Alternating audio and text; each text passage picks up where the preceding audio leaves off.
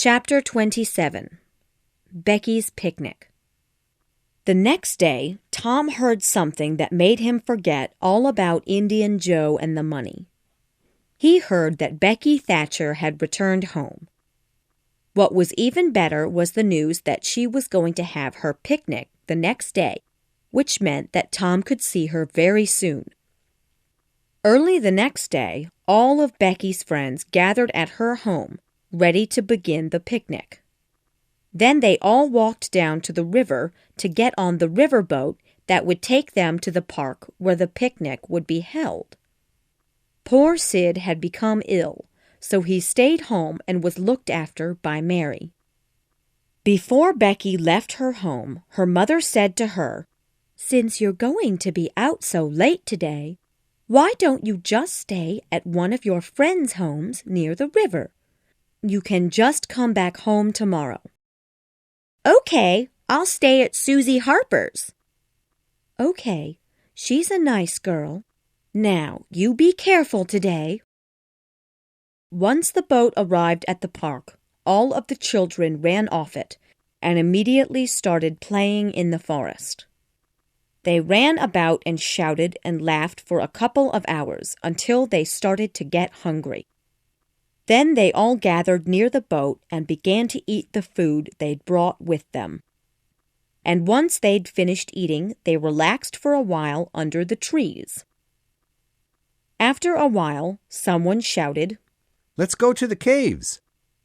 Everyone jumped to their feet and gathered lights and sweaters in preparation, for it would be cold and dark inside. When they got to the cave entrance, they found that a door had been placed there, but it was wide open for some reason. Inside were cold rock walls with water dripping from them. The cave was very long and had many different paths and rooms. No one knew just how far it went. The further you walked, the more rooms and paths you found. Usually, people didn't go too far into it for fear that they might get lost and die from hunger and cold.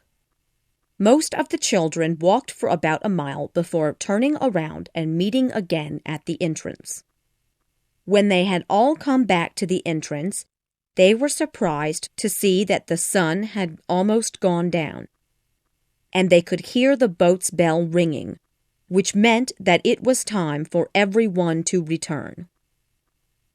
While Huckleberry sat in the dark waiting for Indian Joe to leave, he could see the river boat returning to the shore. The sun had now almost completely gone down. Everyone was now returning home for bed. It was 11 o'clock and still no one had left room number 2. Huck found that he couldn't stay awake, so he was about to let himself fall asleep when suddenly he heard something. He looked up and saw 2 men walking past his hiding place. One of them was carrying a box. He thought for a moment about what he should do. He wanted to run and tell Tom, but if he did that, he might not be able to find these men again. So he decided to follow them. He followed them as they walked toward the river and then turned and headed up Cardiff Hill. After they'd passed Old Man Jones's home, they reached the top of the hill and hid among the trees. Huck silently waited behind one of the trees near the men and listened. "All right, I see some lights on inside Mrs. Douglas's house. It looks like someone might be there visiting her," he heard one of the men say. "Lights? What lights? I don't see anything," said the other man. Huckleberry suddenly realized that Indian Joe planned to hurt Mrs. Douglas. This was the job that he'd mentioned in the old house the other day. Huckleberry remembered how kind a woman Mrs. Douglas was, and he started to feel frightened for her. Would they beat her? Would they kill her? He wanted to warn her, but he knew that they'd just kill them both if he tried. Then Indian Joe spoke. "If you look from where I'm standing, you can see the lights. I see them now. Let's forget it and run away. Shut your mouth. Don't you remember what I said before? I'm going to hurt her because her husband put me in jail before. Now that he's dead, I can't hurt him, so I'm going after his wife. Don't kill her, Joe. I don't plan to. I'm just going to cut her face a bit and make her horrible to look at. If you don't help me, I will kill you. And if I kill you, I guess that I can just go ahead and kill her too.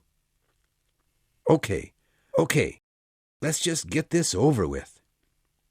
We can't go yet. We'll wait until the lights are out.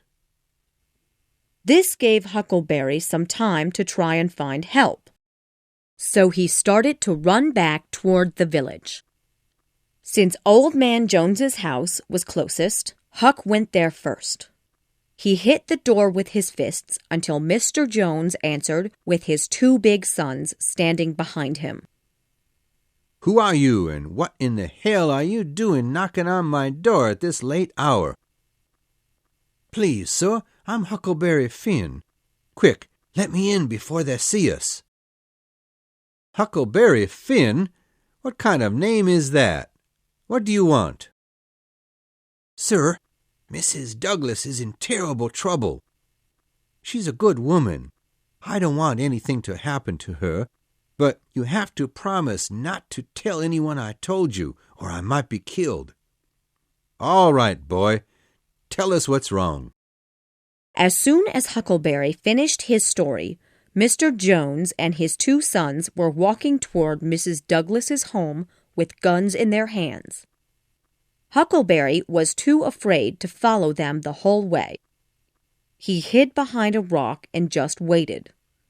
Then he heard the guns being fired and a loud cry. He jumped to his feet and ran away as fast as he could without looking back. Chapter 28.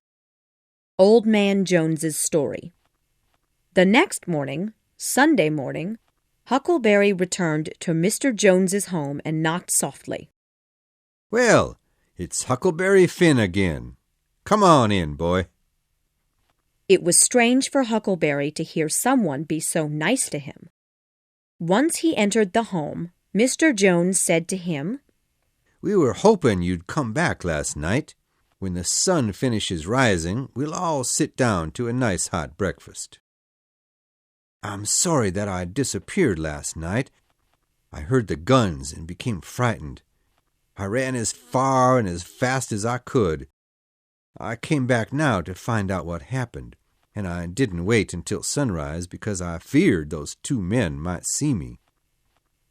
Well, I'm sorry to tell you that they're still alive. They saw us and then ran. After that, we went to get some of our friends in the village to help look for them. We've got people looking down by the river and out in the forest. My sons and I are going to join them after breakfast. I just wish that we knew what they looked like. Do you know? Well, one of them has long white hair, and most people think that he can't hear or speak, but he really can. After he'd described the other man's face and clothing, Mr. Jones's two sons left the house to tell the others what the men looked like while the information was still clear in their minds. When Mr. Jones asked Huckleberry why he'd been following those two men, he told him that one of them was Indian Joe, so he had known that they were going to do something bad. He didn't mention the money at all. Huck stayed at Mr. Jones's during this period of time for safety. When people began coming to the house, Huck hid from them. Mrs. Douglas came over to thank Mr. Jones for chasing those men away. Actually, it's not me you should thank. I wouldn't have known anything if someone else hadn't told me. But I can't tell you who he is. He doesn't want you to know. Everyone was talking about the two men the next day at church.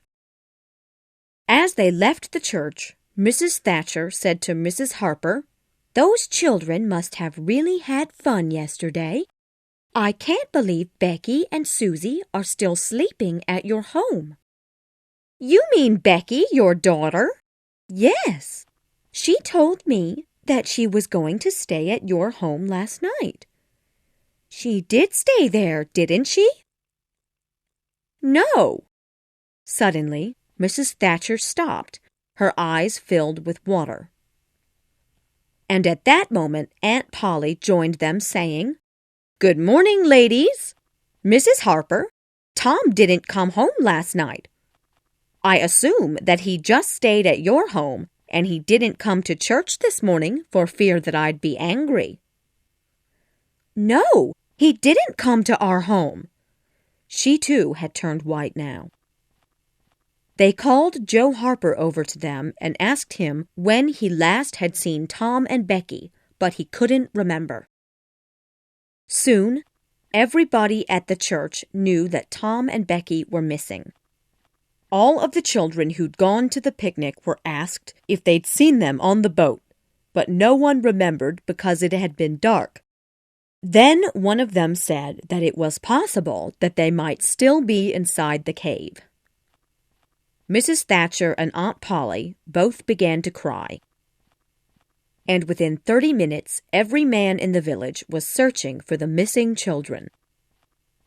The women of the town gathered together to try to comfort Aunt Polly and Mrs. Thatcher. They all cried together while waiting for news from the men. But all that came was a message saying, "We'll be needing more food and lights." When Old Man Jones returned home from looking for the children, he found that Huck was ill. Mrs. Douglas, when she heard the news that Huck was feeling bad, came to care for him. Soon, many of the men were too tired to look any further, but some of the stronger men kept looking.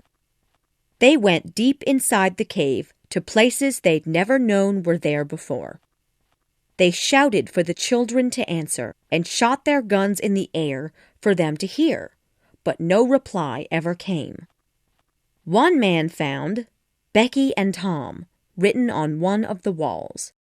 After 3 days, there was still no word of anyone having found the children. Chapter 29. Tom and Becky in the cave. At first, Tom and Becky had walked with the other children around the rooms of the cave, but soon they'd become tired of playing with them, and so they decided to walk to other parts on their own. When they found a little waterfall, Tom walked behind it and held his light there so Becky could see the water clearly. But while he was behind the waterfall, Tom found a hole that led to another part of the cave he'd never seen before. When he told Becky about this, she seemed interested, so he put a mark on the wall to help them find their way back, and they started down into the hole. As they walked, Tom kept making marks on the wall. Soon they found themselves in a large room with bats hanging from the ceiling. As soon as they entered, the bats started flying about, screaming. Tom and Becky ran into a smaller room to get away. In here was a small pool of water. Sitting by the pool, they started to realize just how quiet the cave had become. Becky said, "I haven't heard any of the other children for a while now." "We're pretty far below them now, so we shouldn't be able to hear them." "Do you think we can find our way back, Tom?" "I think so, but I don't want to see those bats again. Let's try another way." "Okay, but let's not get lost." As they started to walk again, they didn't seem to recognize any of the rooms they entered. Becky became very frightened and started crying. Tom shouted, but there was no reply.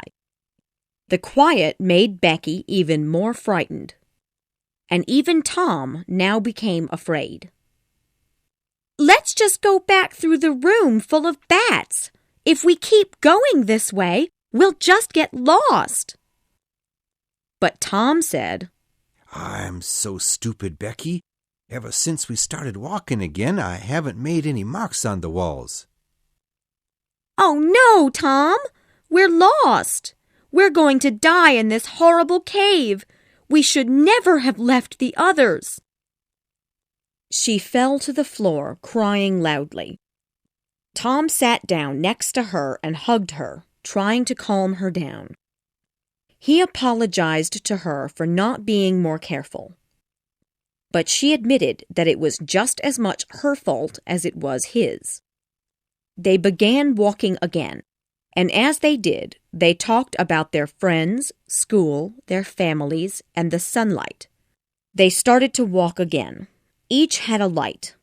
Now they decided to use only one light and to save the other. Becky cried so much that she soon became tired and laid down to sleep for a while. Once she had finally fallen asleep and stopped crying, Tom started to feel a little better. An hour later, when she woke up, Tom saw that she was going to cry again. But before she did, he said to her, Don't worry. I'm going to get you out of this cave. Just follow me. Though she started walking again with Tom, she didn't really believe that he would succeed in finding the way out. After another hour had passed, Becky said, Tom, I wish we had something to eat. Luckily, Tom had put some cake in his pocket earlier at the picnic. He broke it in half and gave one piece to her. Tom took Becky's hand after she'd finished eating and said to her, Now, I don't want you to worry too much, but we're almost out of light, so we should stay here by the water. Becky began to cry again, but suddenly stopped to say, Surely the village people will look for us. Maybe they're looking right now as we speak. Of course. When your mother realizes you haven't come home, she'll have everyone looking for you. Becky started crying again. Oh, Tom, she won't notice anything for at least another day, because I was supposed to stay at the Harpers after the picnic. And just after she had said this, their light went out, and they both sat crying in the quiet darkness. After a while, they both fell asleep. When they awoke, they realized that they now were losing track of time. Not only did they not know the hour, but also they didn't even know which day it was. Tom guessed that it was Sunday. Becky didn't even try to guess. She just sat in the darkness as if she were waiting to die. Soon they were hungry again. Tom took some of the small crumbs of cake that remained in his pocket and gave half to Becky. As they ate, a shout was suddenly heard from far away. Tom jumped to his feet and started shouting back. Then there was another distant shout. Tom pulled Becky up and they began trying to walk toward the shouting. But soon they found that they couldn't walk any further because the path ended. If they hadn't been careful, they could have fallen down the edge of the rock to their deaths. Now the shouting started to move farther and farther away until it could no longer be heard. Sadly, they returned to the pool of water and waited, hoping other shouts would be heard. They slept again, and when they woke up, they found that they were again very hungry. Tom decided to look around a bit. He thought that just sitting there and waiting for someone to find them was a bad idea. He took some string from his pocket and tied one end of it around a rock near the pool. Then, with the other end of the string in one hand and Becky's hand in the other, he started to explore the area. A few minutes later, Tom found a hole in the floor. He then lay down and tried looking through the hole. But as soon as he put his head down inside, he immediately saw a hand appear just next to his face. The hand was carrying a light, and behind the hand suddenly appeared the face of Indian Joe. Tom didn't move. He just stared straight ahead with his eyes as wide as they could get. Luckily, Indian Joe was equally frightened by seeing someone, so he ran away. Tom got back on his feet and pretended that he hadn't seen anything special. He suggested that they return to the pool and rest for a while. Later on, after he had calmed down from his encounter with Indian Joe, Tom wanted to start looking around again. But Becky was weak now from hunger. She asked Tom to promise to come back after he'd looked and hold her a while before she died. Tom kissed her and promised that he would. Then he got to his feet and with the string in his hand began again his search for a way out.